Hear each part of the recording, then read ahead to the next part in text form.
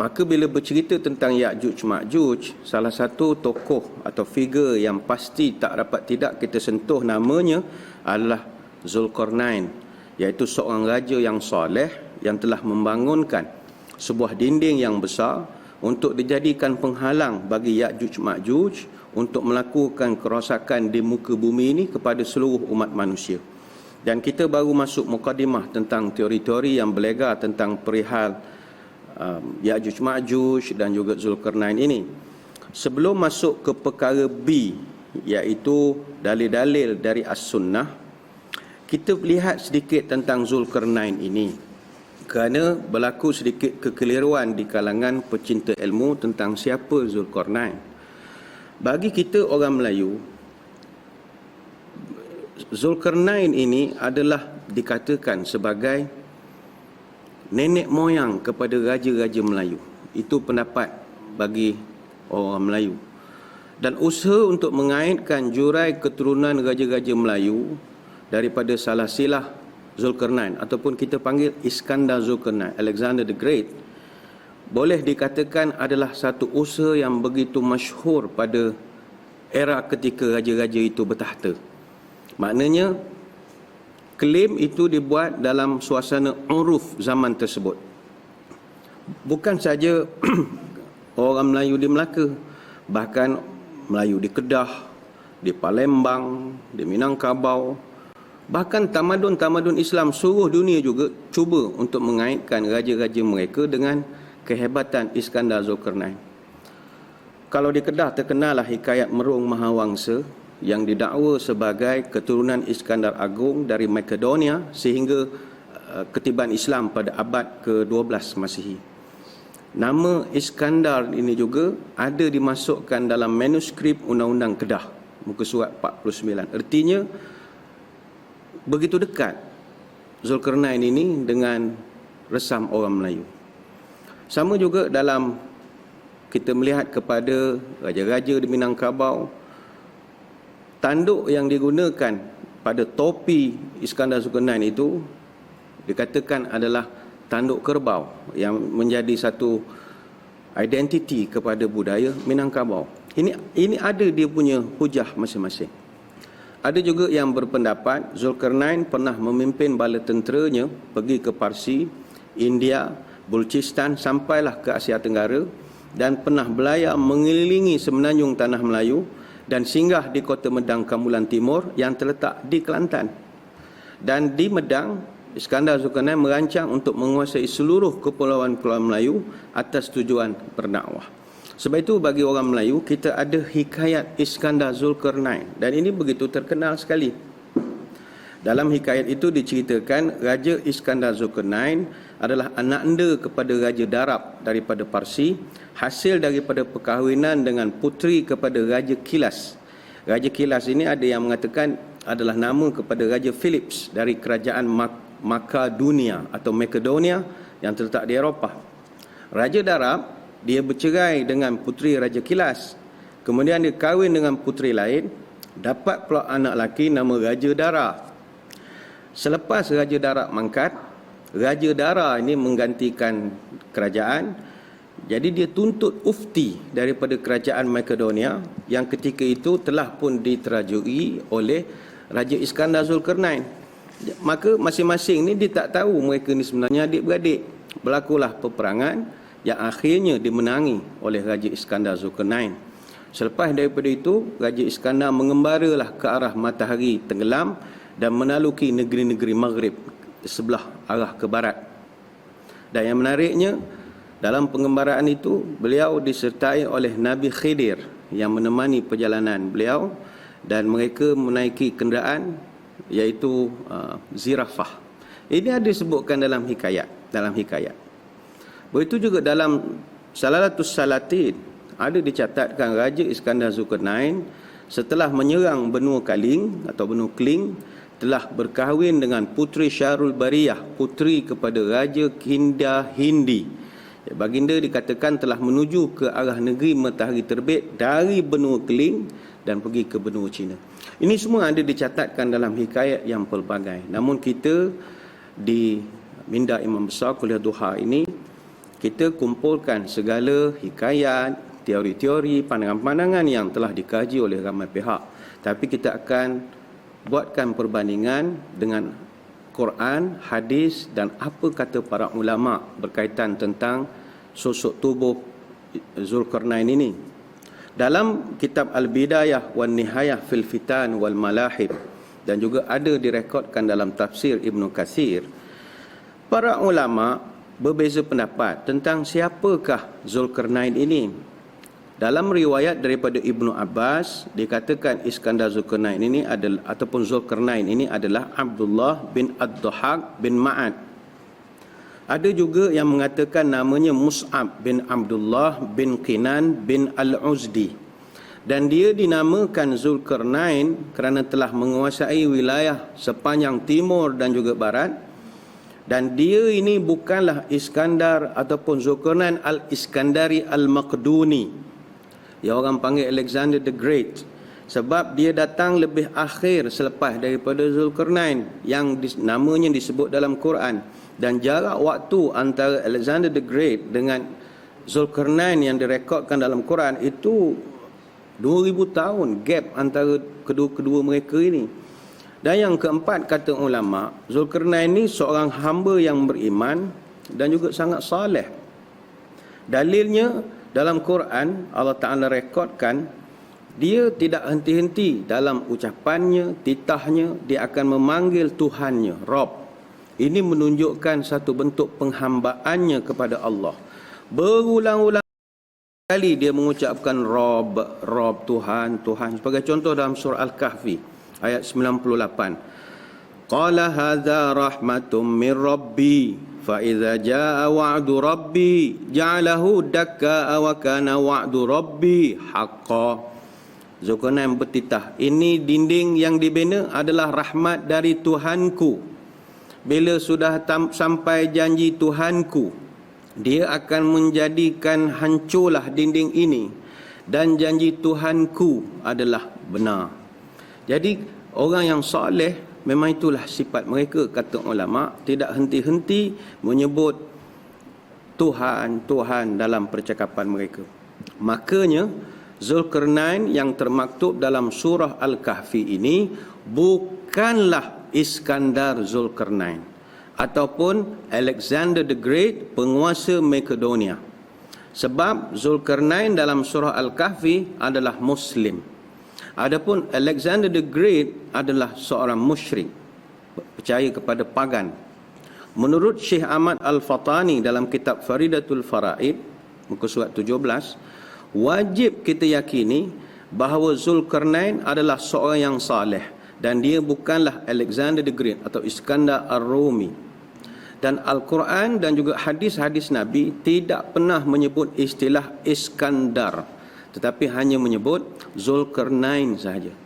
Al-Hafiz Ibn Hajar dalam Fathul Bari mengatakan yang dimaksudkan Al-Quran oleh Quran tentang Zulkarnain adalah seorang yang saleh yang hidup pada masa zaman Nabi Ibrahim AS. Maka majoriti para ulama ahli sunnah menolak Alexander sebagai Zulkarnain. Boleh rujuk pandangan Imam Fakhrul Razi, Ibn Hajar Al-Asqalani, Ibn Taymiyah dan ramai lagi. Jadi selesai yang pertama. Tapi yang dia kata ada di kalangan saudara-saudari nak mempertahankan dia adalah Alexander the Great, silakanlah, tak ada masalah. Ini perbahasan siapa ada hujah dia ke depan. Tapi bagi kita dalam minda imam besar, Zulkarnain bukanlah Alexander the Great. Isu yang kedua yang sering juga timbul di kalangan masyarakat, adakah Zulkarnain ini seorang nabi ataupun bukan? Al-Imam Al-Hakim dalam Mustadrak meriwayatkan satu hadis daripada Nabi, ma adri atubba'un anbiya'an kana amla wa ma adri Zulkarnaini anbiya'an kana amla wa ma adri al-hududu kaffaratun li ahliha amla. Kata Nabi, aku tidak tahu secara pasti adakah Tubba' itu seorang nabi ataupun bukan. Tubba' ini kita akan sampai satu bab dalam bab Ya'juj Ma'juj dan membincangkan agak terperinci tentang Tubba'. Jadi Nabi tak pasti Tubba' ini nabi ataupun bukan.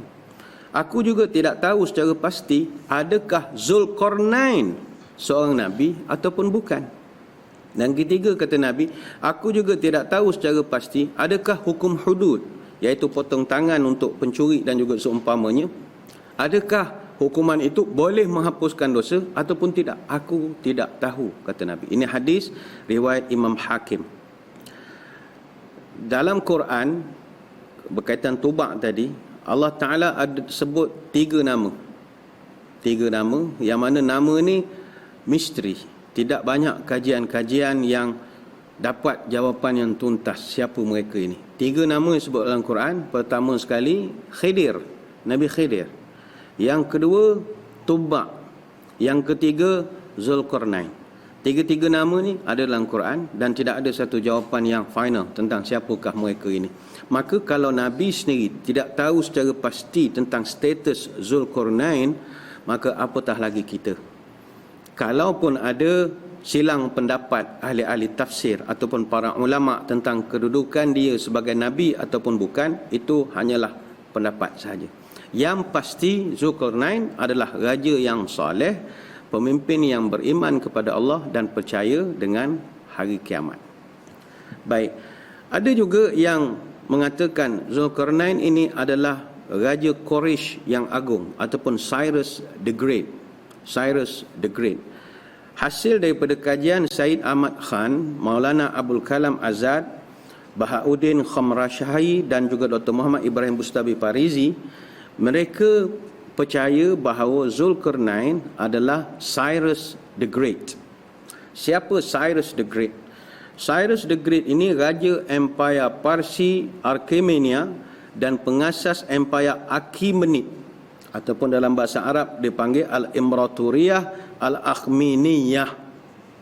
Empire ini begitu besar sekali. Dia bermula daripada the Caucasus sampai ke Asia Barat, kemudian pergi ke Makedonia. Makedonia ini di Balkan pada hari ini, merentasi sampai Bulgaria, Romania, Ukraine, sampailah barat laut India dan juga sampai ke sebahagian Libya dan juga selatan Mesir pada hari ini. Tamadun Achaemenid ini memang diakui sebagai tamadun yang memiliki kemahiran kejuruteraan yang sangat hebat dalam bidang engineering. Mereka pernah bina sistem anti gempa bumi yang digunakan oleh reaktor nuklear pada hari ini. Malahan jurutera Achaemenid merupakan golongan pertama yang menggunakan matematik dalam kejuruteraan mereka.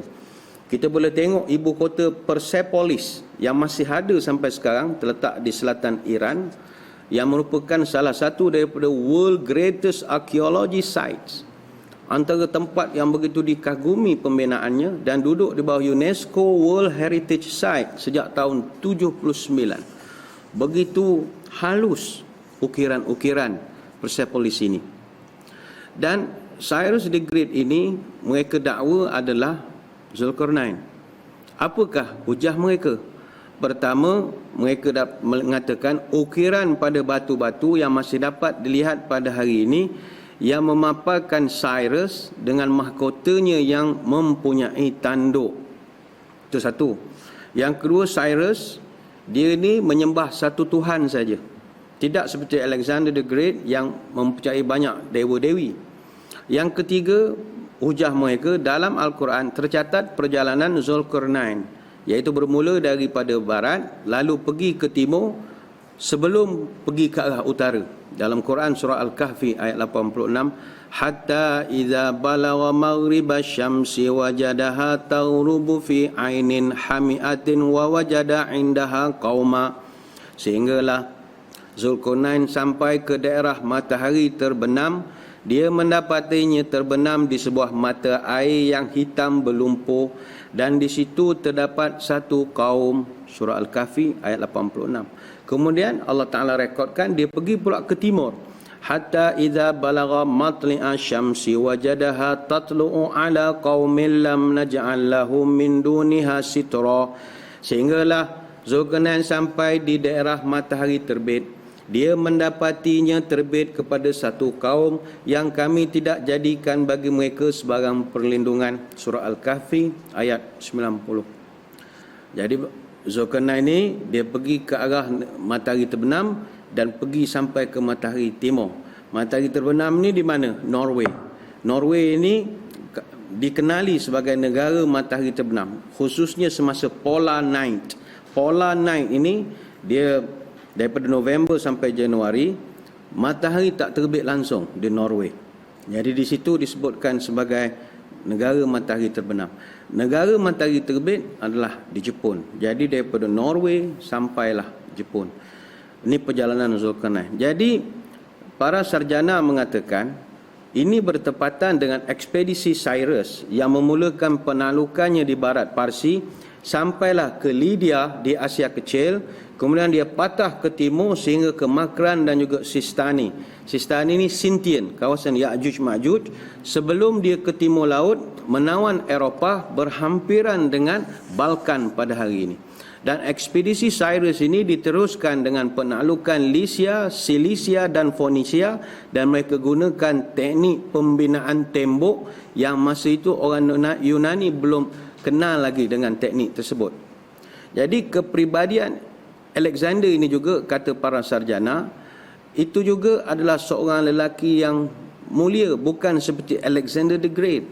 Alexander the Great, dia digambarkan sebagai seorang yang suka berpesta arak. Dia digambarkan sebagai seorang yang mempunyai kekasih gelap, seorang laki-laki nama Hephaestion, kekasihnya. Ini kalau yang malas membaca boleh tengok filem Alexander, lakonan Colin Farrell dengan Angelina Jolie. Dia gambarkan itu adalah seorang homoseksual dan macam-macam lagi. Jadi hujah para sarjana ini, maka Alexander bukanlah Zulkarnain, tapi Zulkarnain adalah Cyrus. Bagaimana prinsip kita di sini? Kita di sini berpandangan, jika Cyrus adalah Zulkarnain, maka mustahillah dia dapat bertemu dengan Nabi Ibrahim yang zamannya lebih awal daripada dia. Dan Cyrus ini juga dalam imej-imej yang digambarkan, dia tak pakai pun topi bertanduk dua macam Zulkarnain ini kan tanduk dua. Kalau kita Google gambar Cyrus tak banyak. Dia banyak gunakan hem crown saja yang terkenal di kalangan Firaun di Mesir, ataupun round and soft edge shape felt caps, macam topi yang macam bentuk telur, ada garisan-garisan. Sedangkan Zulkarnain yang bermaksud memiliki dua tanduk itu memiliki topi yang ada tanduk sebagai simbolik kekuasaannya di timur dan juga di barat. Dan juga tanduk adalah topi raja-raja zaman dahulu. Panjanglah cerita tentang Zulkarnain ini. Kita tidak berhajat untuk nak bercerita terlampau terperinci tentang Zulkarnain, sebab walau siapa dan betapa pun dia tidak memberi kesan yang banyak pun kepada kita, kerana fokus kita adalah tentang Ya'juj dan Ma'juj. Namun saya bawakan ini untuk melihat perbahasan-perbahasan, teori-teori yang ada, untuk kita santuni dengan apakah pandangan para ulama.